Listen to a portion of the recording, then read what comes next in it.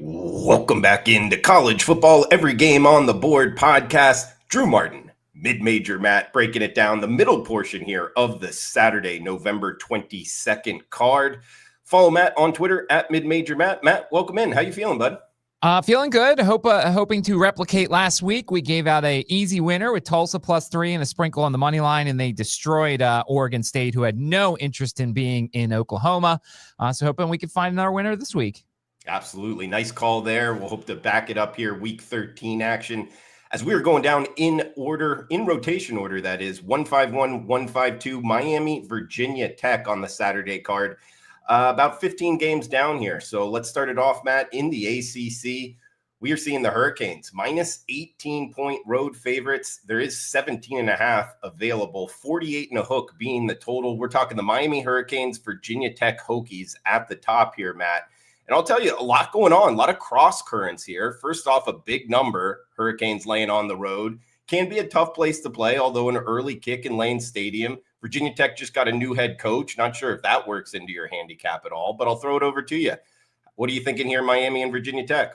So a lot of the handicap for this week is motivation, both in terms of bowl motivation, season-ending motivation, championship game motivation. Miami has a very small chance. They need like 8 things to happen for them to make the ACC championship game, yet they are the number 1 team in the ACC when it comes to the college football playoff rankings, which is fascinating to me. Doesn't say much for the conference. So obviously they want to win, and they need to keep winning. And then you mentioned that Virginia Tech has a new head coach, and look, I think college football nowadays, James Franklin's going to come in and gently tell some players he doesn't need them.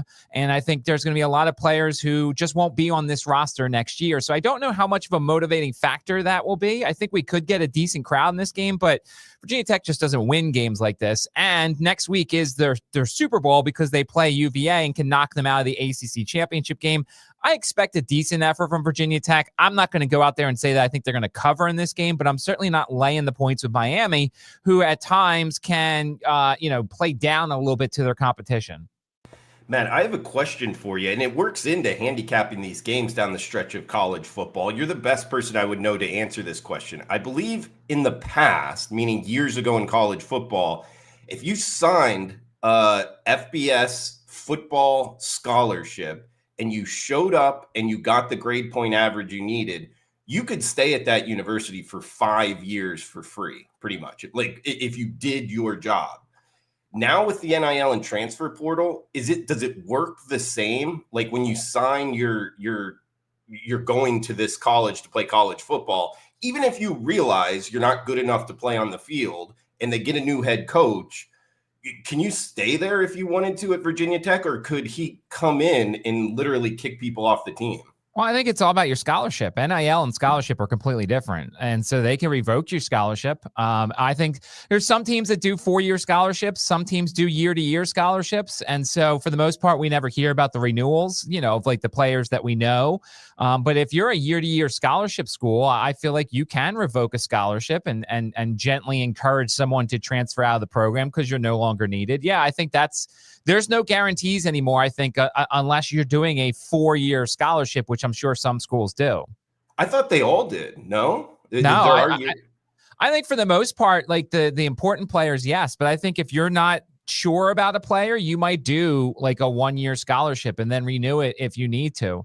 I mean, that's why, when a coach leaves, the transfer portal opens in theory for 30 days for those players to go wherever they want to. I think that's the only thing that kind of prevents them from staying at the school. Interesting. All right. Thanks for breaking that down, man. We'll move down the list back to the games 153, 154, 415 Eastern. Coastal Carolina and South Carolina going at it. The Gamecocks minus 24-point home favorites, 50 and a hook being the total.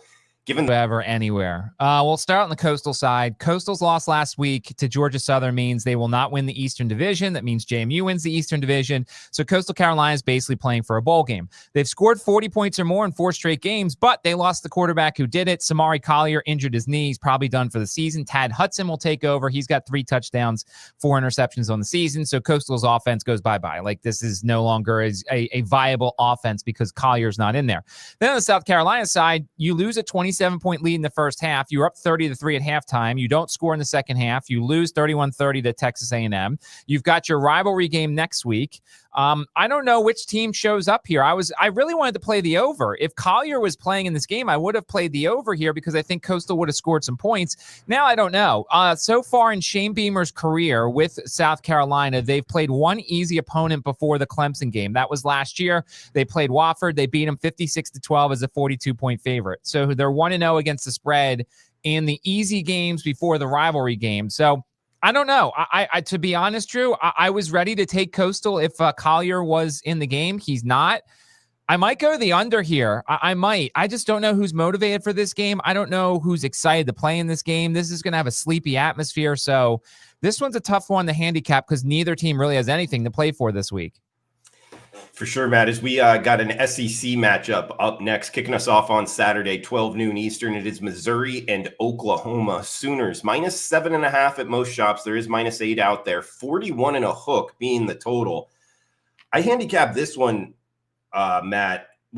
I kind of like Oklahoma here, although Missouri did score 49 points last time out. It's just Oklahoma has put together 2 consecutive wins that are 2 of the best really in college football, at Alabama, at Tennessee, winning both outright as the dog.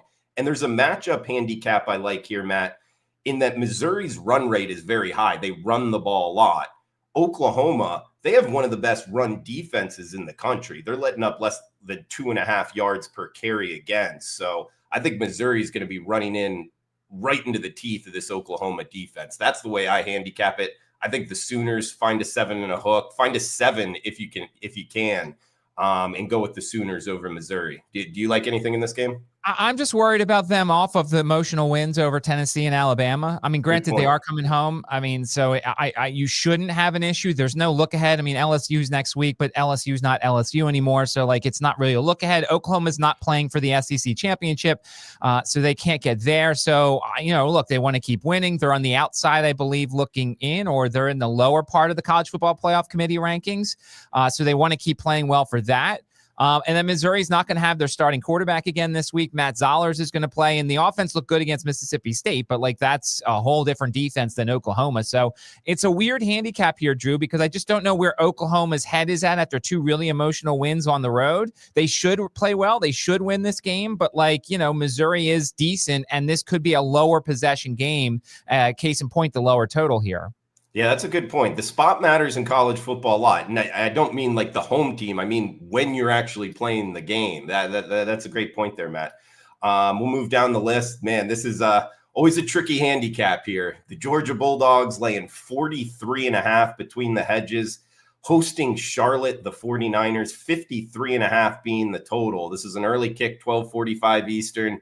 Does Georgia want to win by that much is the question. Kirby Smart isn't a guy that usually runs up the score. There's not a whole lot of need to. If you made me bet it, I would be on Charlotte plus the 43.5, but this isn't really my cup of tea, Matt. So Charlotte's team total is either 3.5 or 4.5 for this game, which is crazy. They're terrible. So, you can't ask them to do very much. Here's the interesting thing. So 4 times under Kirby Smart, Georgia has played an easy game before the Georgia Tech game because they have Georgia Tech, and that's a huge game for both teams next week. Last year, they did not cover as a 42-point favorite against UMass. They won 59-21. 2021, they did not cover as a 51-point favorite against Charleston Southern. They won 56-7. 2018, they did not cover as a 41.5-point favorite against UMass. They won 66-27. And 2016, they did not cover as a 21.5-point favorite over Louisiana in a 35-21 victory. So they are 0-4 ATS under Kirby Smart in this situation, playing an easy non-conference game before Georgia Tech. Doesn't mean I'm going to run out there and take Charlotte, but I think that you're going to get a half effort from Georgia, if that, in this game. I'd almost consider maybe the under here. I just don't know if Charlotte scores, and if they do, it could be a field goal late just to say, hey, we put up some points on Georgia here. But coming off the win over Texas, the rivalry game against Georgia Tech in Atlanta next, I just can't imagine we're going to see a great effort from Georgia. I guess the overwhelming advice here is just don't run to take the 43.5 because, as we've seen, Kirby Smart not great in this situation covering the spread. Yeah, those are some great statistics there, Matt. Looking that up. The one thing I would worry about with the under is in those two UMass games you brought up. UMass went for 20 plus points in both. Yeah. That makes me think, he's a defensive minded coach. He's taken out his first and maybe his second, his two deep. I'm guessing there's a lot of walk-ons there in the second half of those games for Could UMass be. to put up that points. Which makes it, if you really want to get dangerous, take the over 3.5 or 4.5 for Charlotte and just hope that they score a touchdown. I mean, that's a possibility as well. Yeah. If you're a gambler out there, and hey, I don't know, I would lean with the 49ers. We got TCU and Houston up next. Little Lone Star State battle, and I don't mean little. -1. That is Houston is the home favorite. There is 1.5 out there. 55 being the total. Good matchup here, TCU and Houston. I like Houston in this game. They've got an outside shot at the title game. They need some things to happen. I also, as somebody who needs Utah to make the title game, I need Houston to win this game here. But I like Houston. They've got the late bye week. We're going to talk about some different teams who have that late bye week. They're coming off the bye, so they've had 2 weeks to get ready for this game. TCU did not play very well at BYU last time out. They're 6-4. They're going to make a bowl game. Who knows how great of a bowl game it is? And I think Houston matches up well against TCU in their strengths here. So I like Houston. I would probably take the money line only because, once again, I don't want to have to rely on potentially, a field goal at the end or something like that. I do think Houston wins this game. So give me the Cougars in this situation. So the Cougars off of the Friday night in Orlando, then they had the bye week. I saw them in person the last game then, Matt. I'll tell you this, they're good. They got a lot of good athletes on that roster. I think they're well coached under Willie Fritz. Just from watching the game in person in the bounce house, Wegman struggles a little bit, their quarterback. That's one worry I have a little, just because, I don't know, like throwing the deep ball, he didn't have too much touch on it. That's the one thing I would worry about. But yeah, I think Houston is a pretty solid team overall. -1, -1.5 there, guys, towards the Cougars. We got Colorado State and Boise State up next on the blue turf in Albertson Stadium, I believe. -16.5. That is Boise State is the home favorite. 46.5 being the total in this Mountain West matchup, Matt. So Boise State's in the mix for the title game for the Mountain West. So there is a little bit of motivation, but you have to wonder where their head's at after losing last week. And their backup quarterback's just not very good. Cutforth is not a very good quarterback here. They're part of a very large 5-way tie at 4-2 in this conference. San Diego State's at 5-1. Boise State's at 4-2. So there is a lot of different scenarios here for the Mountain West Championship game. One team that's not playing in the Mountain West Championship game or can't is Colorado State. This is just a tough game. I don't like Boise State's offense with the backup in, but I don't know what Colorado State's got left. It's a little bit of a rivalry game here, but not enough to make me want to play Colorado State here. So this one's probably a pass. Boise's going to have the motivation here, but can they overcome bad quarterback play to get the cover here? We'll stay in the Big 12, or actually we'll head to the Big 12 for the next two games. Kansas State and Utah. 4:00 Eastern, 1:00 Pacific in Salt Lake. It is -17.5. That's the Utes as the home favorite. 51.5 being the total. So Kansas State's 5-5. I guess they still want to play a bowl game. They're playing Colorado at home next week, so they should win there. They're not going to win at Utah. Utah still has an outside shot at title game, thank goodness, because I have Utah to make the conference championship game. I had that preseason. They need a 4-way tie ultimately because they can't beat BYU or Texas Tech because they lost to both of them. But Utah's playing some amazing football right now. 55-28 win at Baylor. Like, the backup quarterback has been playing really well. They think Dampier's going to be available for this game, but I'd have a package of plays for both of them.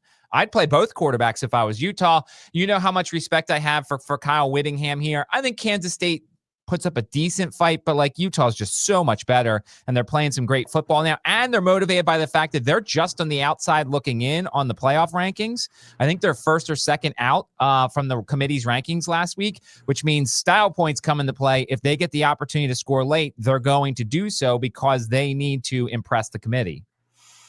Staying in the Big 12 Conference, Colorado at home hosting Arizona State. We are seeing the Sun Devils -7 or -7.5 split line on a key number here. That's the Sun Devils as the road favorite, 48 being the total. Boulder, Colorado, Arizona State at Colorado. So I need Arizona State to win here. They have an outside shot. There's a team that is in the mix and tied with everybody else. Once again, there's a bunch of 5-2 teams in this conference, so they have a small shot if things break their way. They didn't look great against West Virginia. They need to come back late to beat West Virginia last week. They have the rivalry game next Friday on Black Friday against Arizona. Their number one wide receiver, Jordan Tyson, is questionable, but we talked about this before. Jeff Sims has been all right for this team. Like, Jeff Sims is their backup, but like, we know what he can do. He's got some talent, and so far they've played better with him so far. Colorado's coming off the bye week. They're not going to make a bowl game. We've seen Coach Prime talking about how he's the guy for the job, and the AD came out and said he gave him the vote of confidence and everything. I just don't know where Colorado's head's at. Like, I think the bye week is good for good teams at the end of the season, gives them an opportunity to refresh a little bit and get ready down the stretch. For bad teams who I think are ready to go home, I don't know where their head will be at after that extra week. Because, I think they're going to sit there and be like, yeah, we were ready for the season to end. I know that they're home, so I think that's going to help. One stat to watch here, Arizona State has the second most sacks in the conference. Colorado has given up the most sacks in the conference. Their quarterback play is not great. I don't think it can take advantage of a bad pass defense for Arizona State. So I think the Sun Devils win this game on the road against Colorado. Jeff Sims, Matt, over under, he's been in college for 6 years. It feels like it's been longer than that, but I'll say 6 years might be about right. Yeah. I remember him pre-COVID there, taking snaps with Georgia Tech, I believe, as a freshman. Interesting there. He's still around taking snaps for Arizona State here. We got Nevada, Wyoming up next, 2:00 Eastern, I believe 11 a.m. local time, might be noon. Not sure which time zone Wyoming is in, but Wyoming -6.5 is the home favorite, 39.5 being the total. So Laramie, Wyoming, the highest elevation home field advantage. We are seeing Nevada. Oh, miserable year on the road at Wyoming here, Matt. So Nevada's coming off a very impressive win over San Jose State last week, 55-10. Yeah. They have no bowl game. They have no bowl future, but I always like to play bad teams sometimes off of a win because they gather that temporary momentum. They do have the victory cannon game next week, the battle against UNLV. So that's a very important game for Nevada. It is in Reno. And I know how that's how they like to be referred to. I was actually talking to the UNLV transfer who's on Virginia's team, and I asked him, I was like, so how intense was the victory cannon rivalry? He's like, dude, I hate Reno. I never liked Reno. And so I know how intense that rivalry is. And then on the Wyoming side, there are actually rumors that Josh Allen's coming to the game on Saturday. First time since his pro day that he will be back in Laramie. So who knows? Maybe that's a little bit of motivation for Wyoming. Problem is Caden Anderson's terrible. He's 18 for his last 47. He's got 4 interceptions. The offense has done absolutely nothing lately. You can understand why this is a really low total because Wyoming ain't going to help very much, and their defense should show up, but their offense is brutal. I'd almost consider under 24.5 points for Wyoming because their offense is just horrible right now. You brought up that game from last week. That was one of the more surprising results. Nevada blowing out, getting the win. I was actually, personally, I bet the other side and took the loss. I just don't know where that came from. It came out of nowhere, Matt, them putting up 50-plus points against San Jose State. Yeah, considering they've played 3 different quarterbacks and Nevada looked like a team that was ready to go home, that was out of nowhere. So that probably tells you something about where San Jose State is right now. Yeah, for sure. As we got back to the Big 12 up next, Baylor and Arizona, 169-170. This is 1:00 Eastern. So 11 a.m. local time here. Arizona -7 as the home favorite. There is a 6.5 with some juice out there. 62.5 being the total. Good matchup here in Tucson, Arizona in the Big 12 matchup. Yeah, Baylor needs one more win for bowl eligibility. They are the number 1 passing offense in the conference. Arizona is the number 1 pass defense. Fun stat, Arizona has not given up more than 200 passing yards since the first conference game of the season when Rocco Becht had 243. The most they allowed since then was 199 to Jalen Daniels. So this is Sawyer Robertson against a really good secondary and a really good pass defense. Baylor's defense, not so good. 10 sacks in 10 games so far. Arizona has allowed a ton of sacks. So this would have been an advantage for Baylor, but their defensive line is just not very good. There's some potential rain in the forecast, which could make things a little bit interesting here. Arizona does have the rivalry game next week against Arizona State on Black Friday, but still, I like the Wildcats here. I like their defense where it's at right now. I just think they're playing some better football right now, and I don't think Baylor can take advantage of where Arizona's weakest at. We got Cal and Stanford up next here, Matt. The band is on the field. It is the Golden Bears, -3 as the road favorite, 46.5 being the total. Cal-Stanford rivalry on the farm here, Matt. Yeah, both teams coming off a bye week, which, I mean, look, for a rivalry game, I think you're going to get max effort. And I'll tell you this, whoever loses this game is probably going to is not going to be very good next week. Like, this is the game that they're going to put a lot in. Cal 6-4, they're going to make a bowl game. They've had a very good season. They've been different on the road than they have been at home. Stanford has been a little bit different at home than they've been on the road too, but they're 3-7. Their season's over no matter what. So I expect max effort here from both teams, and I'll be fading whoever loses this game next week. Now, granted, Stanford's playing Notre Dame, so they're going to lose anyway. But I really think this is going to be an interesting game. I could see Stanford covering that number here potentially. I could see Stanford, even though they have an interim coach and it's been a miserable season, I could see them laying it all on the line for a game like this against Cal. It was a close game last year, 24-21. I slight lean, probably not something I'm going to play, but slight lean to Stanford here. And Matt, you bring up Cal's home road dichotomy. In your handicap, does it matter like where the game's being played? Like, they are the road team, yes, but it's in Palo Alto here. Stanford, it's not, all the way on the East Coast in the ACC. Does that matter? No, I mean, it does somewhat. You're right that because they don't have far to travel, but they did come off of a road win at Louisville last week. So, it's a second straight road game for them. Granted, that was a couple weeks ago, but you're right in terms of it's not the East Coast coming west or the West coming east or anything like that. So I think that helps, but I'm more so leaning towards the rivalry aspect here. And I just think Stanford is not a good team, but I think they give it their all. I think there's some plays inserted during that nobody practiced for. And I think that's what's going to make it fun between these two teams. Yeah, should be a fun one to watch there. 7:30 Eastern, Cal and Stanford. We get Arkansas and Texas up next. 3:30 Eastern kick here with the Longhorns. -8.5 to as high as -9.5, depending where you're shopping. As the home favorite, 58 being the total in Austin, Texas. So what's the motivation here for either side? Arkansas's had a terrible season. They probably should have won in Death Valley last week. They didn't. They lost late, so they're now 2-8. The season's it's been over for a while.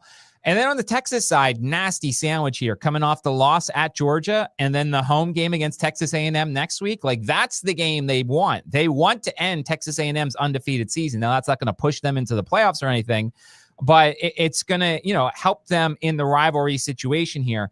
Last year, Texas beat Kentucky 31-14 as 19-point favorites before the A&M game. There's only been, I think that was the only other game that Texas has had a game before the rivalry against Texas A&M. So obviously they didn't cover last year. There's also the weird thing about Steve Sarkisian. Some people are wondering, is he focused on this team? Does he want to leave? What's going on in the locker room? There's all these weird stories surrounding Texas in this game. Basically what I'm saying is I can't play either side here. Texas is going to win. But did Arkansas give it their all last week and now they don't have anything left in the tank for Texas, who's clearly going to be looking ahead to next week and knocking off Texas A&M at home? So this one's probably a tough game to handicap here because I don't know where anybody's motivation is for this matchup. And what's the news on Sark? He would really want to leave Texas. It seems like he's got a nice gig there. Well, so there was an article on, I think it was Football Scoop, on Twitter, who I think does a really good job. It was either football. Yeah. There's an article that talks about him addressing his speculation at Texas, what's his future at Texas. And then there was another article that was quote tweeted off of that kind of talked about what's this weird vibe going on in the Texas locker room and certainly around Sarkisian and stuff like that. So I don't know. I mean, I think they'll win this game, as I said. I just don't know if I'm going to ask them to cover here. Because, Arch Manning, there's two Arch Mannings. There's the really good Arch Manning that would throw for 5 touchdowns here. And then there's the bad Arch Manning that throws 3 interceptions here. So I have no idea what we're going to get in this situation. All right, man. Let's head to Southern California up next into the Rose Bowl. UCLA hosting Washington. This is a late night kick, 10:30 Eastern, 7:30 local time It is the Huskies, minus 10 and a hook across the board as the road favorite, 51.5 being the total. So this is a tough game too, and you're going to see a lot of these motivation factors like the rest of the card and the rest of the week. Like Washington has Oregon at home next week. Washington on the road this year, and once again, it doesn't matter as much because they're staying on the West Coast, but Washington is a completely different team on the road this year. They have not scored more than 24 points in the 3 road games outside of their state. So this is a team that completely lives off of their home crowd. They have a larger game next week against Oregon. UCLA played bad against Ohio State, but it was Luke Duncan who was under center, not Nico Iamaleava. We don't know if Nico's going to be available for this game. If Nico's available, I might be interested in UCLA plus the points. If he's not available, this one's probably a pass for me. But I just think that this is a situation where I don't trust the backup for UCLA. I don't trust Washington outside their own building, and I don't trust Washington with a larger game coming up next week. If Nico plays, I might be interested in UCLA. If he doesn't, this one's a pass. Did you see that UCLA is going to change their home venue and go play where the Chargers and Rams play their home games? They're going to leave the Rose Bowl. Yeah. Interesting. You think that's a good decision? Who knows? They don't really care about football there. Let's be honest. Although I do find it interesting that the rumors continue to persist about Bob Chesney to UCLA, which makes zero sense from either side of it. I saw Jed Fish's name thrown out there. I think Jed Fish makes more sense for UCLA than Bob Chesney does. But UCLA, I think UCLA got burned. I think UCLA will stop spending as much money on football. They spent a lot of money on Nico, thinking it was going to get them a bowl game, more rep, more attention and everything. And there's going to be no bowl game. And they've gotten the same amount of attention that they've always gotten. So I feel like that was a message to this athletic department that hey, we're just going to continue to spend money on basketball and kind of let football be a little bit. In talking, ESPN Richmond there, mid-major Matt Josephs at mid-major Matt on Twitter. You're in around talking to these head coaches. Are you hearing anything kind of in the head coach talk out there? Any transitions you wanted to throw out? Not really. I mean, look, I thought that James Franklin was using Virginia Tech the whole time for a different job. My thing is, I think for James Franklin's a good hire for Virginia Tech, but I also wonder why no one else wanted him, or at least no one else outwardly wanted him. No one else was like, oh, man, we didn't get James Franklin. And with all the high-profile job openings, I know Lane Kiffin, everybody wants Lane Kiffin. He can't coach in LSU, Ole Miss, and Florida. He can't coach everywhere. So I wonder why people didn't want James Franklin more. I applaud Virginia Tech for getting their guy. The Bob Chesney thing, here's where I've been telling everybody. I don't think I would worry as much about Bob Chesney leaving in the first go-round. I think it's the second or third go-round. So let me give you an example. Let's say Lane Kiffin goes to Florida. Let's say, and I don't know anything about any of this stuff. Let's say then Ole Miss goes and gets John Summerall from Tulane. Let's say Arkansas gets Ryan Silverfield from Memphis. Well, Memphis and Tulane might be interested in Bob Chesney more than Ole Miss, Arkansas, and LSU would be interested in Bob Chesney. So I think that if he was to leave, which I hope he does, and I enjoy covering him, it would be the second or third round of hirings that would come around once the Power 4 jobs are gone. Yeah, no, that makes sense. He would be a good hire for whoever gets him as well. As we got another late night kick, 10:30 Eastern here, 7:30 local time in Southern California. It is San Diego State hosting San Jose State. We are seeing the Aztecs minus 11.5 to as high as minus 12.5 as the home favorite. 50 being the total here, Matt. We already talked about San Jose State and that head-scratching loss last week. Now they're going on the road. Pretty good Aztecs team here. They are catching doubles. Are you liking anything in San Diego? So the interesting thing here is how many potent offenses have San Diego State's got a great defense. They have a better defense than JMU statistically, which is great, which is funny because the JMU statistics are incredible. The problem is for me, how many really good teams has San Diego State faced offensively? Now, if we're talking about a San Jose State team that has no interest in playing anymore and is kind of ready to end the season, they do not have a bowl game in their future. They're 3-7. Then this should be an easy victory for San Diego State. I'm looking over now at San Diego State. The best offense they may have faced is Cal, maybe Hawaii, but Hawaii might be, and Hawaii scored 38 on them on the islands. So I wonder here about San Jose State's viability here. I was heavily considering and still may consider taking the 17.5 under for San Jose State's points here. The other interesting thing is this week, San Jose State fired their defensive coordinator and fired their special teams coordinator. This week, with 2 games left, they fired them. So I really wonder where this team's head's at. San Diego State will be without wide receiver Jordan Napier. He's out for the rest of the season with a knee injury. They're coming off the win over Boise State. They're in the driver's seat for a Mountain West championship game berth. I think they win this game. My question is San Jose State's offense still there, or is this team ready to go into the offseason, and this one's going to be a blowout victory for San Diego State? Matt, we got a rivalry game up next, the Battle of I-10, Las Cruces, New Mexico to El Paso, Texas. A beautiful ride there, about 45 minutes. I've made it. We get UTEP at home in the Sun Bowl, minus 3-point home favorites, pretty much across the board, 45 being the total. New Mexico State, UTEP, Battle of I-10 here, Matt. Oh, boy. And by the way, the rivalry's pausing after this. They're not playing for some time after this year. So this is the last game in a while. Scotty Walden this week was quoted as saying, this is our bowl game, and it obviously has to be. They're 2-8. New Mexico State's 3-7. Logan Fife, questionable for this game. He took a huge hit last game and didn't come back, but the coach seems to think he is going to play this week. But, I mean, it doesn't really matter. I don't think anybody that New Mexico State puts out there is any good offensively. I kind of lean to the home team here. It's probably not a game I'm going to bet on because there's just my betting for the last couple of weeks is based off of motivation and stuff like that. There's no motivation other than the rivalry here for this game. I usually lean in this situation to the home team. You're essentially getting the home team value with the 3 points, although I don't know how much home field advantage UTEP has in this situation. But I like Scotty Walden as the head coach. He hasn't done great at that school. So I have a slight lean to UTEP, but probably not going to play that game. All right, we'll move down the list here. A big one, arguably the biggest game of the weekend, College Game Day, going to be there in Eugene, Oregon. This is 3:30 Eastern, 12:30 local time. USC at Oregon, the Ducks, minus 9.5 at most shops. There is minus 10 out there. 59 being the total as the Trojans visit Oregon, the Ducks. So Oregon's got the best pass defense in the country. Problem is they played nobody. I mean, if you look at their schedule, for the most part, they played Penn State before, they had their issues. And then they played Indiana and they gave up 30 to Indiana. So, all the numbers that Oregon has defensively, are they really that good defensively, or is it kind of hollow? USC's on the outside looking in when it comes to the playoffs. So they need to win this game to get in. They would love to get, an outright win would probably get them into the college football playoffs. They have a lot of injuries in their running back room. So it's going to probably come down to the passing game here. So basically, Drew, it comes down to this.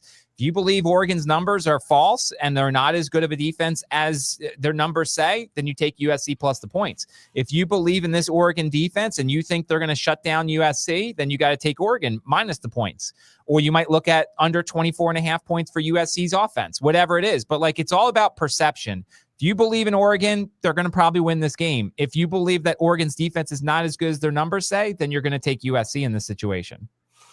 Matt, we got next one up, Degenerate Special nominee here. It is 3:00 Eastern time, so not time-wise, but Sam Houston State and Middle Tennessee State. Not a lot of wins between these two teams, likely both in the bottom 15 of the FBS power ratings. It is MTSU at home in Murfreesboro, minus 6.5 or minus 7 as the home favorite, 52 and a hook being the total here, Matt.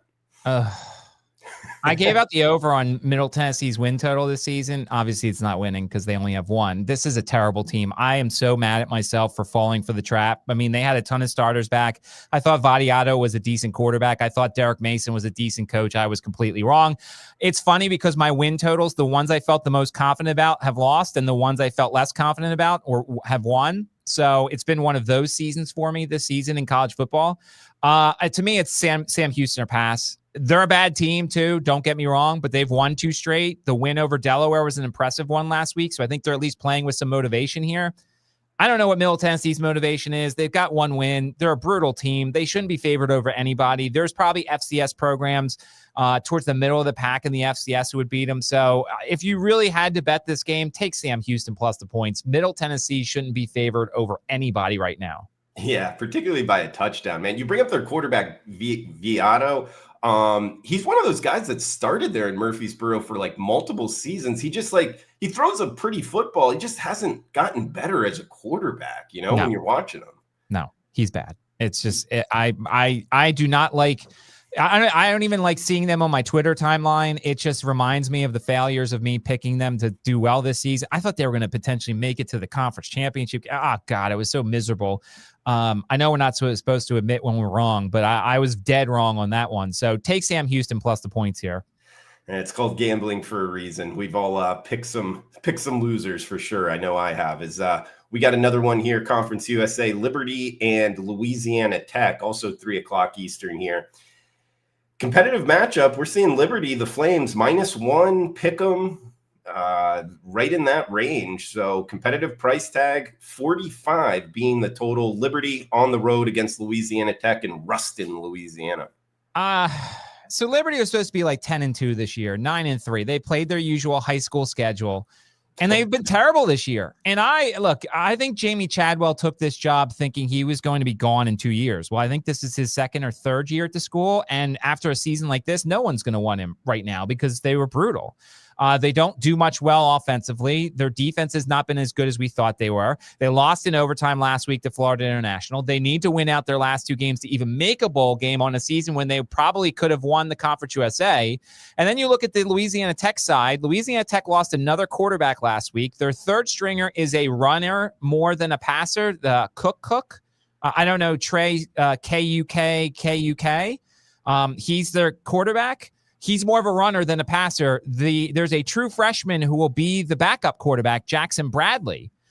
So neither of these teams are in any sort of place that I would want to back them. Louisiana Tech needs one more win to make a bowl game, but are they going to have enough quarterbacks to play a bowl game? So this one's a pass to me. I can't bet on a team playing their third string quarterback against a team that, they're nowhere near where they thought they were going to be before the season began.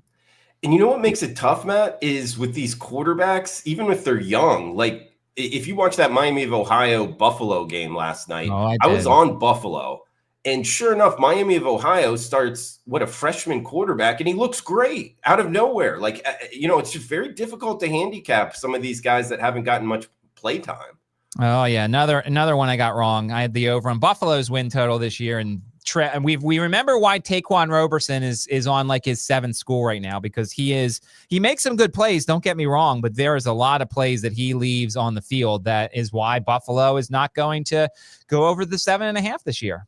They got a good wide receiving core, but I agree with you. Roberson, throwing the football, he really struggles. Yeah, Victor Snow is an NFL player. McMillan is a very good wide receiver. Josiah Gathings, who came over from Akron, he's a really good wide receiver. They had a lot of talent. That's why I like the team. Al-J Henderson's a very good running back. But, man, Roberson is disappointing, to say the least, because the talent's there. It's just there's something about him that it doesn't connect all the time.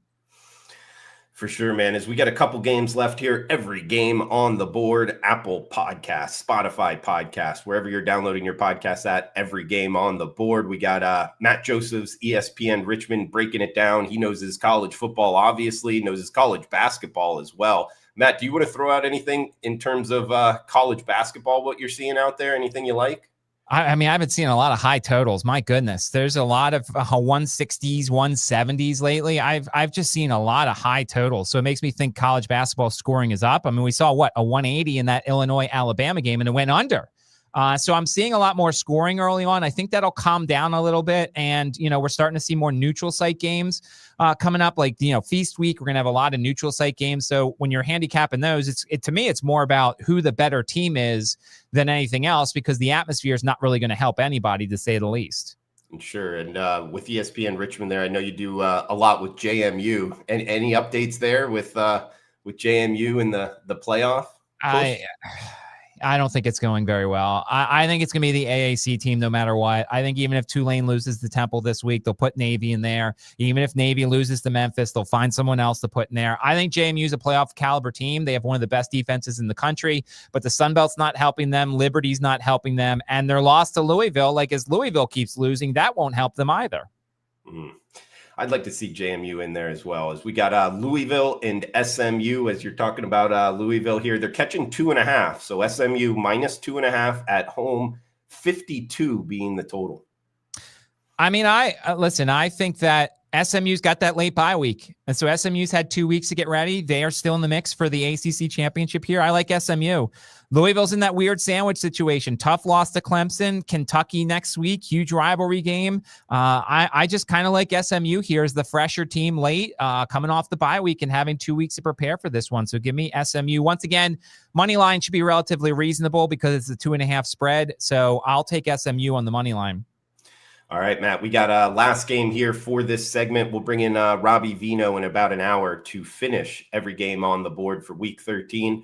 But we're finishing this segment with a good one here, Matt. 189-190, 2 o'clock Eastern. It is Missouri State and Kennesaw State, two of the best teams in Conference USA, 56 being the total, -6 and a hook across the board. That's what it opened at, and that's what we're seeing right now. That is Kennesaw State at home, just outside of Atlanta, Georgia. Kennesaw, Georgia. It is Kennesaw hosting Missouri State. So remember, because the NCAA is stupid, Missouri State can't make the Conference USA championship game. So they're basically playing out the string these last couple games, and then I'm sure they're going to sue the NCAA and try and get into a bowl game and hope what happened to JMU and Jacksonville State happens to them when basically the bowls didn't have enough teams, and so they took JMU and they took Jacksonville State into the bowl games. So basically, Missouri State, who's been one of the best stories in college football, considering this is their first year as FBS, they're 7-3, they're 5-1. They had a chance to make the Conference USA championship. They've been impressive, 8-2 in their last 10 road games. They're second in total defense in the conference, and they're second in rushing defense in the conference. And that matches up well against Kennesaw State, who wants to run the ball. Kennesaw State is 5-1. They have a chance to make the championship game as well, but the loss to Jacksonville State last week didn't help. I kind of like Missouri State a little bit. The weather could also play a factor here, light rain and wind. I think that's going to come into play a little bit here. I small lean to Missouri State here. I think that this team is highly motivated considering they can't make the conference championship game. Yeah, I like Missouri State as well. I bet on them a bunch. I've won with them. Their quarterback, Jacob Clark, I believe is his name. He's a good player. I think a fifth-year senior. Their head coach, Ryan Beard, he's Bobby Petrino's son-in-law. I don't know if you knew that. So I did not know that. Yeah, interesting there with the family ties. But Matt, great stuff overall, man. A lot of good information here. And did you want to throw out a best bet for the people? Try to go back to back here.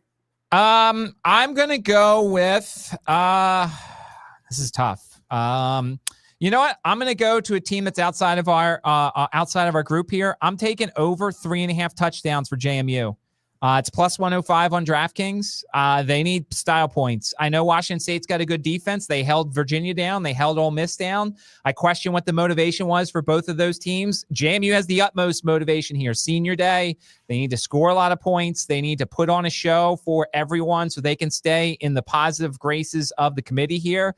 I think this is a team that has to score touchdowns late, even if their game is in doubt. So give me over 3.5 touchdowns for JMU here. I think the Dukes put on a show here, even against a tough Washington State defense. Because remember, Washington State coming east, early start time for this game. So what's the body clock like for Washington State?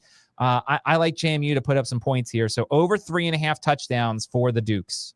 And you got it at a plus number, plus 105? Yeah, it's plus 105. That's what it says it is, yes. It's a market. I can't bet it because it's the state of Virginia here, so we can't bet on it. So I'm looking at a website that lists what the props are right now. It says over 3.5 touchdowns, plus 105. You could also take, if you wanted to, because I know some books don't have it, over 27.5 points. It's essentially the same thing. That's more commonly available. But I'm basically giving to you, if you have the touchdowns market, over 3.5 plus 105, or if you don't, over 27.5 points for JMU. They've got to score, and they've got to look good doing it. And one of the differences in that bet would be, do they go for it a lot, like in the red zone on 4th down? Have you noticed that? Their field goal guy is not great. He's getting better. I don't think they will go for it as much. But I mean, it depends on game flow. I think that all depends on game flow. Sure. Matt, anything else you want to throw out there before we shut this down? Nope. I think we're pretty good here. I did see we had one question about the ODU Georgia Southern game. That was in our YouTube channel. I'll go over that real quick. ODU's playing great football right now. They're 7-3. Colton Joseph has been great. They're 5-0 at home, so they're going to want to finish out the home. They are on the road here.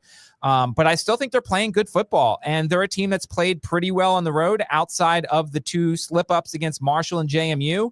Georgia Southern still needs one more win for bowl action. I don't love J.C. French at all. I don't think he's a great quarterback here. Laying 12 is a lot on the road here. You know how I kind of am, Drew. I don't like laying that many points on the road. I think ODU wins this game. Georgia Southern might cover, though, because they need to get another win for bowl eligibility. Like it, Matt. Great stuff, man. As always, guys, go give them a listen. ESPN Richmond at Mid-Major Matt. A great follow there on Twitter. Matt, enjoy the weekend, man. Cash those tickets. Sounds good. Thanks for having me. All right, guys, we'll be right back with Robbie Vino finishing off every game on the board.